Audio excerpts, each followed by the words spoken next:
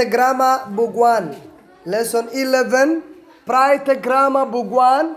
We need to understand deeply much more practical exercise. Why? Lesson 11 عشرة كويتبنات. Brighter Grammar Book 1. إلى إك. Why? Parts of a sentence. قيبها جملة أما ويدا. Parts وقيبها of a sentence. هي هالكان وحا 6 sentence لح جملة دوت A iyo B baa loo kala qaaday sidaas sabir ku arkaysid. The Duke of Wellington one name given to particular person. Ninka manaha dukaanlaha yani reer Wellington owned a large estate. Wuxuu markaa milkiyay oo hantay estate ballaaran. Jumlada koowaad waa. Jumlada labaad pronoun bay ka bilaabatay. I aniga can do waxaan samayn karaa this exercise layligan. Jumlada saddexaad the poor woodman lohan guri faqir ka ahaa waa column A way lost his x column B bay ku jirtaa wuxuu waayay faaskiisii noun bay ka bilaabatay. This bookan belongs to me aniga ayaa iskale oo milkinaya. This bookan belongs to me aniga ayaa iskale. Why this book waxay ku jirtaa column A belongs to me no column B bay ku jirtaa. The little boy wiilkii yaraa with a smile on his face يعني وجهه دول عديني قصلي run down the street wuxuu ku orday wadada. The workman ninka shaqaalaha is unhappy. Marka jumladaha laba qayb baa lagaga kala dhigay. You will notice waxaa lagu ogeysiinayaa that each sentence word kasto is divided in loo qaybiyo into 2 parts laba qaybood by a line sadar and the parts qaybaha are marked waxaa lagu calaameeyay A and B. Why? The subject baartiga qaybta falsameeyaha subject waa falsameeye saan hore u soo aragnayba laakiin afwan Allah ka cafiyo dadka ku fasiraya subject fal bilaawe wax fal bilaawe la yiraahdo laguma fasiri karo.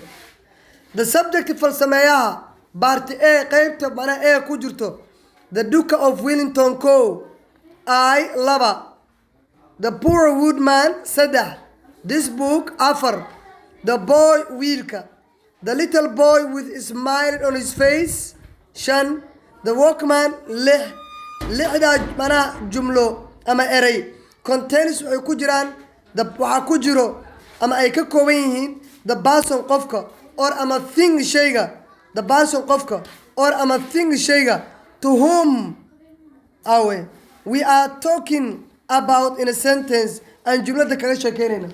Why? We call waxaan ku magacaabaynaa this qaybtan the subject of the sentence falsameeyaha jumlada falsameeyaha weedha ha oranin falsameeya fal bilaabe. Why? The word array or a group of words ko area that we speak about aynu kaga hadlayno in a sentence jumlad gudaheeda is called waxa loogu yiraahdaa subject. The word array hal array sida I oo kale or a group of words ko area sida the Duke of Wellington that we speak about and kaga hadlayno in a sentence jumlad ama word is called waxa loogu yiraahdaa subject. The predicate part B waa marka owned wuxuu milkiyay a large estate dhul ballaaran can do wuxuu samayn karaa this exercise labo lost his x wuxuu waayay masaartiisii belongs to me afar laughed wuu qoslay run down the street wuxuu ku orday wadada is unhappy jumladaas oo dhan is what we say waa waxaynu ka oranayno about the subject falsameeyaha is waxa weeye what we say waxaynu ka oranayna about the subject falsameeyaha. We call waxaan ugu yeeraynaa that part qaybtaas of the sentence word the predicate the subject falsameeyaha is wax buu yahay or ama daas wax buu sameeyaa. The subject falsameeyaha is wax buu yahay or ama daas wax buu manaha sameynaya something. The predicate ku tells us wuxuu inoo sheegayaa what the subject is or does waxa falsameeyaha uu yahay ama uu qabanaya. Predicate ka shaqadaas uu noo qabanaya. The predicate tells us wuxuu inoo sheegayaa what the subject is waxa falsameeyuhu uu yahay or ama does uu qabanaya. The predicate can be one word. Predicate wuxuu noqon karaa hal eray or ama it can be several words erayo dhowr buu noqon karaa The predicate of a sentence, predicate ka jumlada, is the word waa ereyga or a group of words koox ereya ah that tells us inoo sheegaya something about the subject, wax ku saabsan falsameeyaha. You will notice waxaa lagu barayaa ama lagu ogeysiinaya perhaps dhabti ama laga yaabo that there is generally a noun, guud ahaan inuu jiro magac. That there is generally a noun, guud ahaan inuu jiro magac, or ama pronoun magac u yeelo in the subject falsameeyaha. The Duke of Wellington waad arkaysaa waa noun. I waa arkaysaa waa pronoun. The woodman waa pronoun magac u yeelo waay. Macnaha u fiirso, book waa noun, boy waa noun. There is always a verb, had iyo goor waxaa jira ficil. There is waxaa jira always mar walba ama had iyo goor a verb ficil in the predicate-ka gudihiisa. Own it wuxuu milkiyey, can do wuxuu qaban karayaa, lost wuu waayey, fiirso, has wuu haystaa ama uu leeyahay, run wuu orday. Dhammaantood waa predicate. In fact xaqiiqdii an easy way hab fudud to find lagu helo the subject of a sentence falsameeyaha jumlada is waxa weeye first ugu horeyntii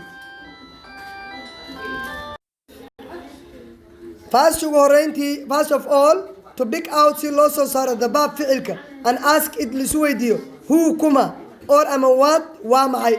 For example tusaale